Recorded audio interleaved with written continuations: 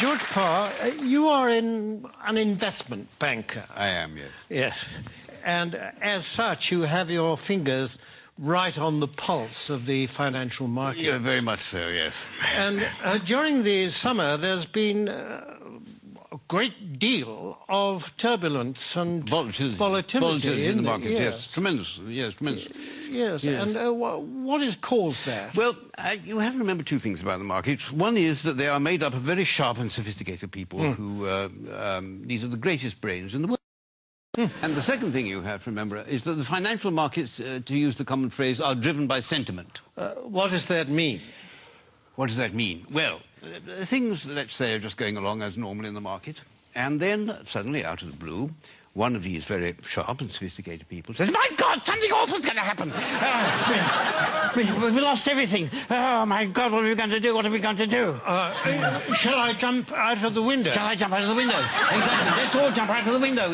Sell! We've lost it. Sell! Yes. Precisely. Yes. Precisely. And then a few days later, this same sophisticated person said, "You know, I think things are going rather well." And everybody says, "Yes, I agree with you. I think we're rich. We're rich. Yes. We're rich. Yes. Bye. Yes. Yes, and that's what we call market sentiment. Yes. Surely we are exaggerating just a bit, aren't well, we? I don't know. I mean, in August, in the middle of August this year, when the market absolutely plunged in London, a well-known city firm, State Street Global Markets, issued a statement in which it said, and I quote, "Market participants don't know whether to buy on the rumour and sell on the news, do the opposite, do both, or do neither, depending on which way the wind is blowing," unquote. Yes, and this is the kind of rigorous analysis that companies will pay huge salaries for. Yes, exactly. And a few days later, when the markets had gone up a little bit, the senior equities advisor on ABM Ambro Morgan said, and I quote, "We're back to happy days again." Well, no price is too high for that kind of mature wisdom, certainly is it? Not. This sort of people are paid millions of pounds in bonuses. Yes, of course. During this summer, there have been actual causes behind the volatility in the markets, haven't there? I mean, specifically and especially in America, granting vast numbers of mortgages to people who can't afford them on properties which are diminishing in value. It's the so-called subprime situation, yes. The subprime market. Yes. How does that work, in fact? Well, imagine, if you can, say, an unemployed black man sitting on a crumbling porch somewhere in Alabama in his string vest, and a chap comes along and said, "Would you like to buy this house before it falls down? And why do you let me lend you the money?" And is this chap who says this, is he a banker? Oh, no. He's a mortgage salesman. His income depends entirely on the number of mortgages that he can arrange. So his judgment to arrange mortgages is completely objective? Completely objective, yes, absolutely. It would. Yes. And what happens next? Well, then this debt, this mortgage, is taken, bought by a bank and packaged together on Wall Street with a lot of other similar debts. Without going into much detail about what is actually... Without going into any detail, no, it's far too boring.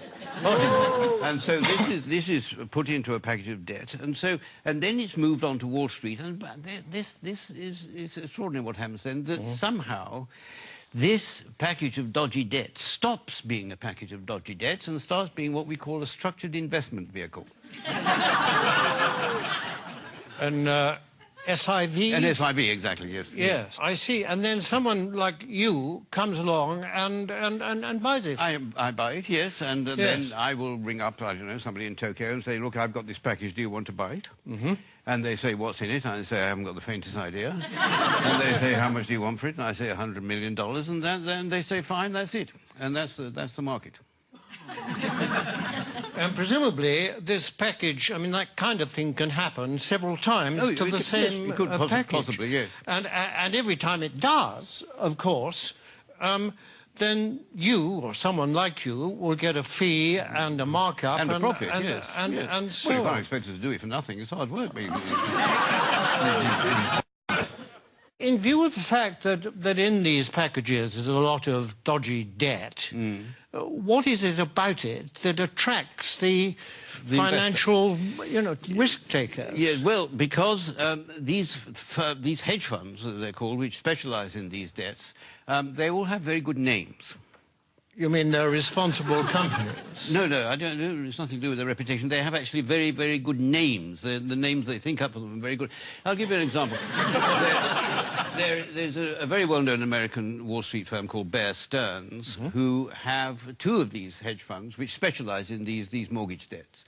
And they lost so much money, lost so much of its value, that Bear Stearns announced that they would have to put in $3.2 billion into one of the funds to try and keep it afloat. $3.2 billion? $3.2 billion, yes. And even then they said the investors couldn't get any money out of it and they were going to let the other fund go. But one of these funds was called the High Grade Structured Credit Strategies Fund, and the other was called the High Grade Structured Credit Enhanced Leverage Fund. Well, that sounds very good. That's good, isn't it? It sounds very trustworthy. Actually, this is the magic of the market. What started off as lending a few $1,000s to an unemployed black man in a string vest has become a high-grade structured credit enhanced leverage fund.